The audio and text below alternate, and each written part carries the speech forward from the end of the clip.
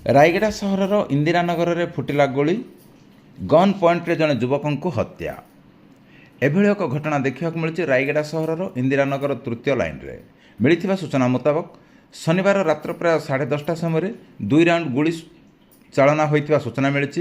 Bullet ଓ 4 ଚକିଆ ଗାଡ଼ିରେ ଆସିଥିବା ଦୁର୍ବୃତ୍ତମାନେ ସ୍ଥାନୀୟ ଜଣେ ଯୁବକଙ୍କ ସହ ଯୁକ୍ତିତର୍କ ପରେ ଗୁଳି ଚାଳନା କରିଥିଲେ।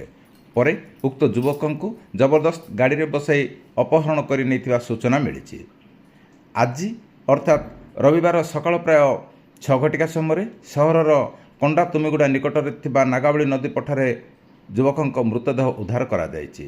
ମୃତକ ଜଣକ ହେଲେ ଆମ୍ବେଦକର ଅଞ୍ଚଳର ହାଡ଼ପା ନିଖିଲ। ପୂର୍ବରୁ ନିଖିଲ ନାମରେ ଅନେକ ଅପରାଧିକ ମାମଲା ରହିଥିବା ପୁଲିସ ସୂଚନା ଦେଇଛନ୍ତି। ତେବେ ଏହି ଗ୍ୟାଙ୍ଗ ୱାର୍ ବୋଲି ମୃତକଙ୍କ ମା ଅଭିଯୋଗ କରିଥିବା ବେଳେ କେଉଁ କାରଣ ଯୋଗୁଁ ହତ୍ୟାକାଣ୍ଡ ଘଟିଲା ତାହା ସ୍ପଷ୍ଟ ହୋଇନି। ମୃତ ଶବ ପାଖରେ ଚାପା ଉତ୍ତେଜନା ଜାରି ରହିଛି।